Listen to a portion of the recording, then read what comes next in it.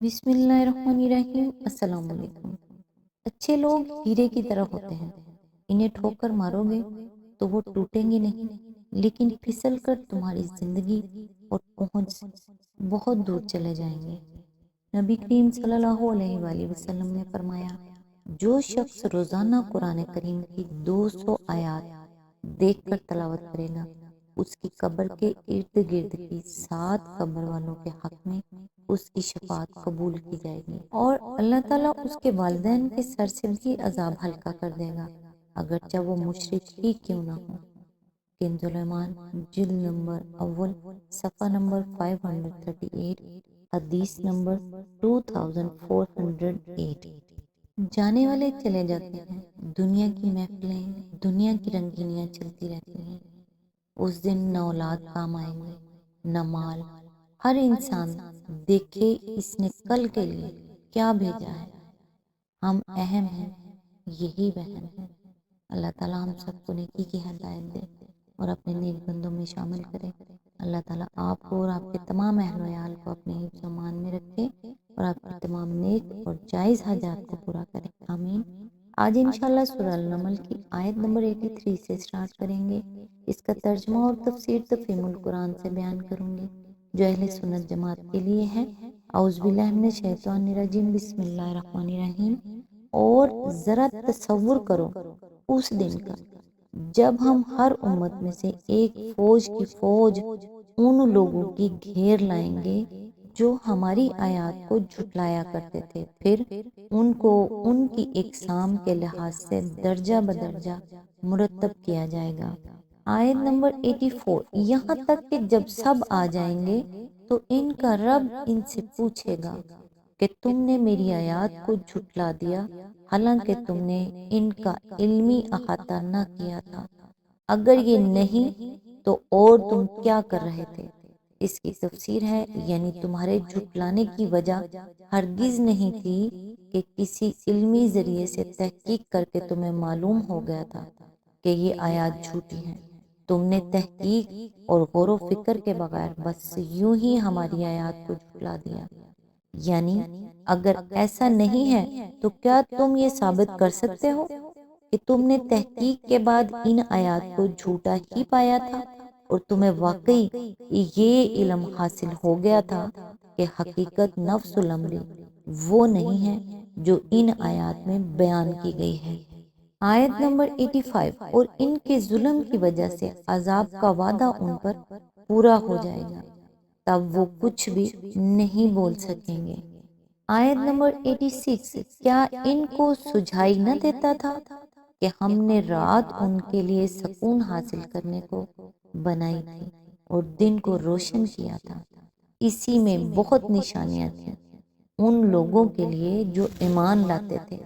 اس کی تفسیر ہے، یعنی بے شمار نشانیوں میں سے یہ 2 نشانیاں تو ایسی تھیں جن کا وہ سب ہر وقت مشاہدہ کر رہے تھے، جن کے فوائد سے ہر آن متمتع ہو رہے تھے، جو کسی اندھے بہرے اور گونگے تک سے چھپی ہوئی نہ تھی، کیونکہ نہ رات کے آرام اور دن کے مواقع سے فائدہ اٹھاتے وقت انہوں نے کبھی سوچا کہ یہ ایک حکیم کا بنایا ہوا نظام ہے جس نے ٹھیک ٹھیک ان کی ضروریات کے مطابق زمین اور سورج کا تعلق قائم کیا ہے۔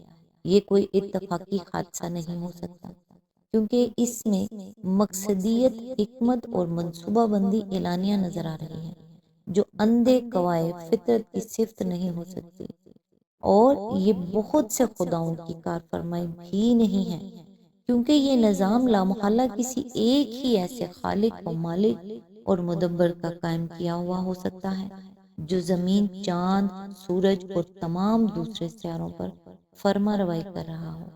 صرف اسی ایک چیز کو دیکھ کر وہ جان سکتے تھے کہ ہم نے اپنے رسول اور اپنی کتاب کے ذریعے سے جو حقیقت بتائی ہے، یہ رات اور دن کی گردش اس کی تصدیق کر رہی ہے۔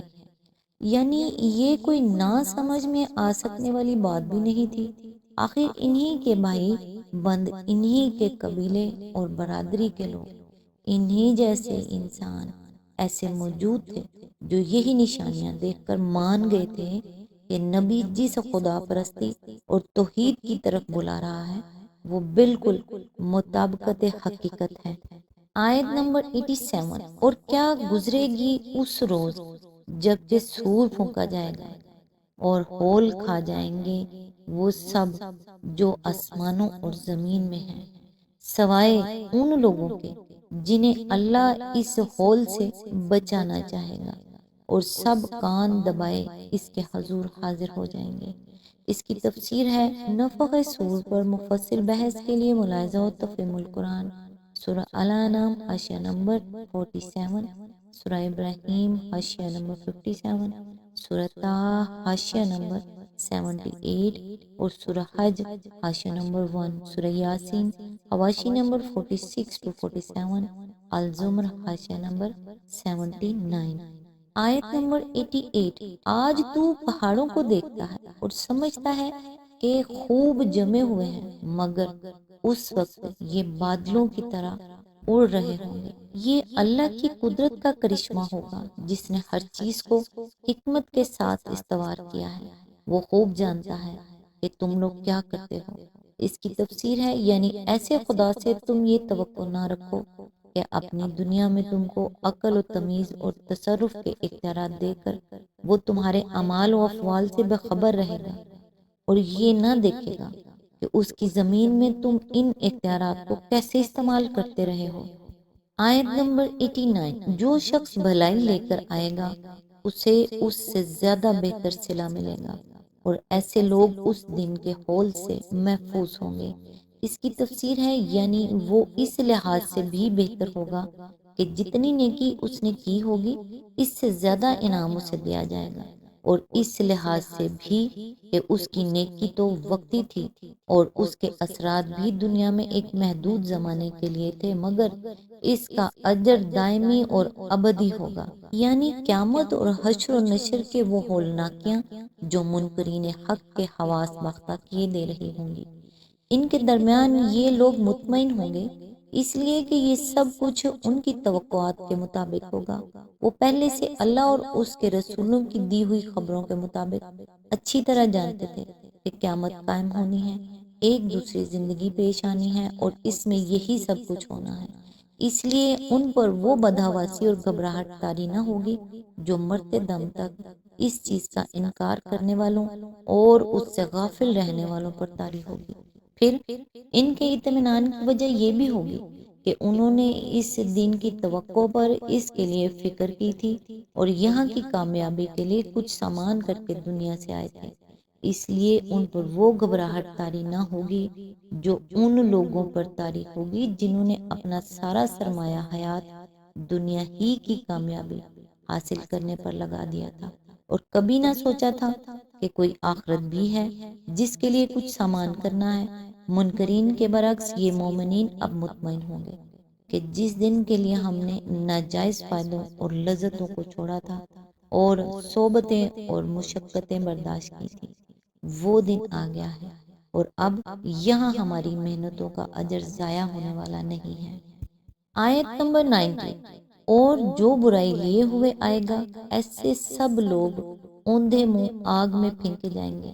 کیا تم لوگ اس کے سوا کوئی اور جزا پا سکتے ہو کہ جیسا کرو ویسا بھرو؟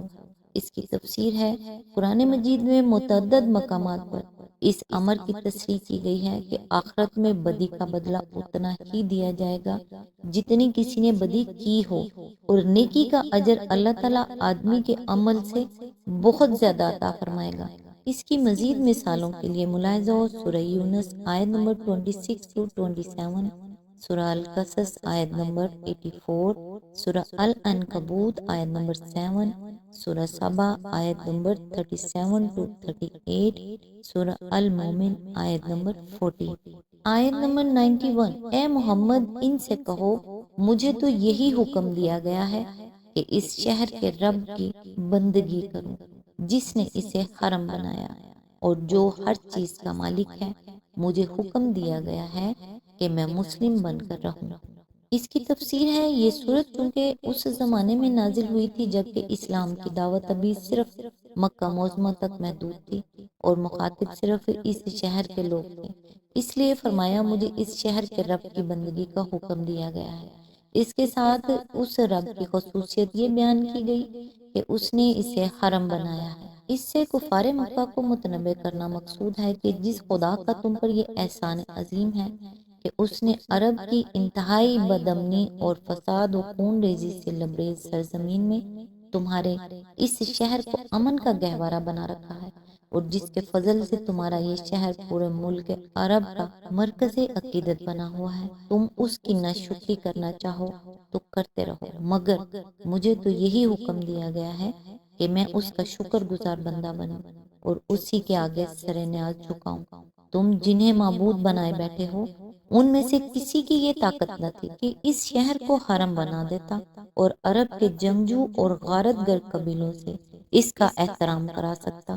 میرے لیے تو یہ ممکن نہیں ہے کہ اصل محسن کو چھوڑ کر ان کے آگے جھکوں جن کا کوئی ذرہ برابر بھی احسان مجھ پر نہیں ہے۔ آیت نمبر 92، اور یہ قرآن پڑھ کر سناؤں، اب جو ہدایت اختیار کرے گا وہ اپنے ہی بھلے کے لیے ہدایت اختیار کرے گا، اور جو گمراہ ہو اس سے کہہ دو کہ میں تو بس خبردار کرنے والا ہوں۔ آیت نمبر 93، ان سے کہو تعریف اللہ ہی کے لیے ہے، ان قریب وہ تمہیں اپنی نشانیاں دکھا دے گا اور تم انہیں پہچان لو گے، اور تیرا رب بے خبر نہیں ہے ان اعمال سے جو تم لوگ کرتے ہو۔ سورہ النمل یہاں پہ مکمل ہوئی۔ نیکسٹ انشاءاللہ سورہ القصص سے سٹارٹ کریں گے۔ تب تک کے لیے دعاؤں میں یاد رکھیے گا۔ اللہ حافظ۔